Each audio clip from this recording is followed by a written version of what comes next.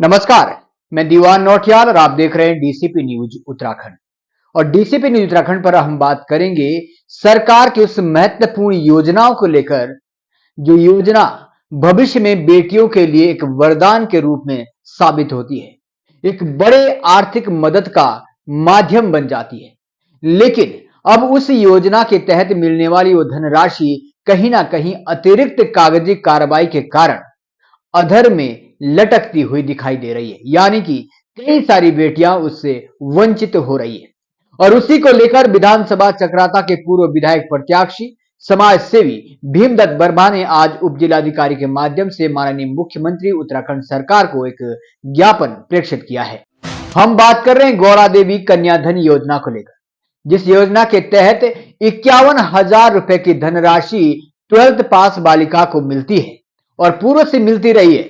लेकिन वर्तमान में गौरा देवी कन्याधन योजना की राशि अतिरिक्त कागजी कार्रवाई के चक्कर में कहीं ना कहीं अधर में लटकती हुई दिखाई पड़ रही है। खासतौर पर यदि मैं बात करूं जनजातीय क्षेत्र जौनसार बावर से लगे हुए लोगों के बारे में, उन्हें ऑनलाइन से लेकर अतिरिक्त उन कागजों का पता भी नहीं है जो कागज उस कन्याधन योजना के तहत भरे जाने वाले फॉर्म के लिए निर्देशित किए गए हैं। कई सारे ऐसे कागज हैं जिनका कोई पता भी नहीं है और समझ ये नहीं आता है कि पूर्व में जिस तरीके की डॉक्यूमेंट्री थी, क्या वो डॉक्यूमेंट्री पर्याप्त नहीं थी? क्या उसी डॉक्यूमेंट्री को रखकर ये फॉर्म नहीं भरे जाने चाहिए थे? इन फॉर्म में अतिरिक्त डॉक्यूमेंट्री बढ़ाने के कारण कई सारे अभिभावक जनजातीय क्षेत्र में अनपढ़ हैं,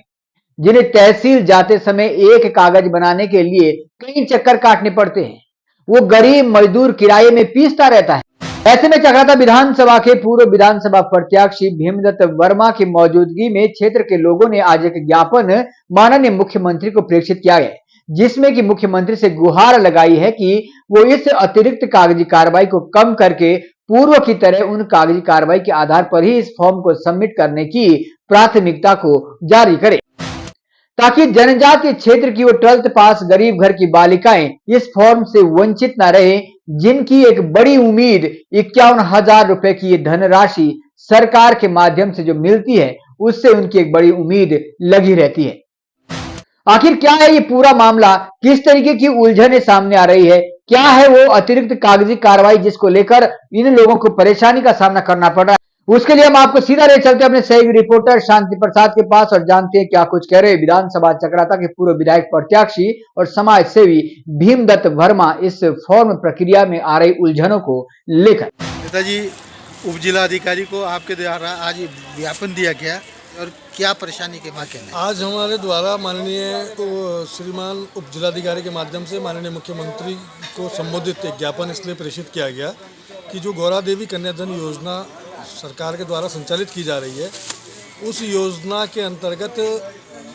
जो कागजों की औपचारिकता है वो अत्यधिक है, बहुत अधिक है। उसमें कागज जो है लाभार्थियों से इतने अधिक मांगे जा रहे हैं जिसको कि लाभार्थी जो भी पात्र व्यक्ति उसको पूरे करने में सक्षम नहीं है, क्योंकि जैसे बैंक की स्टेटमेंट माता पिता या उस लड़की या उस बेटी की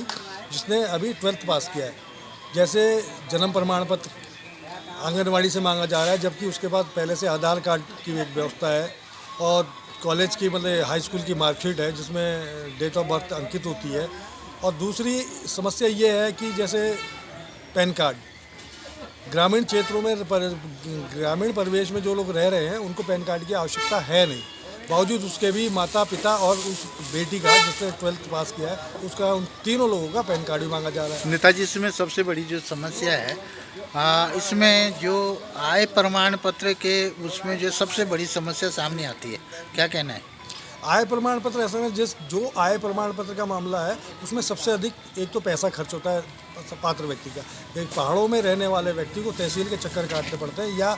ऑनलाइन अगर अप्लाई करता है तो ऑनलाइन लोगों को ऑनलाइन कराने के लिए भी पैसे की आवश्यकता पड़ती है। 15 दिन का एक नियम है कि 15 दिन में आय प्रमाण पत्र बन के आता है। 15 दिन में अगर आय प्रमाण पत्र रिजेक्ट हो जाता है तो पुनः उसको आवेदन करना, संबंधित अधिकारियों के सामने जाकर हाथ पैर जोड़ना, ये सब समस्याओं का उसको सामना करना पड़ता है। सरकार का हमने इस ज्ञापन के माध्यम से ध्यान आकर्षित कर ये प्रयास किया है कि सरकार निश्चित है कि इसमें कहीं ना कहीं दयापूर्वक विचार करने का काम करेगी और शायद हमें अनुग्रहित भी करेगी।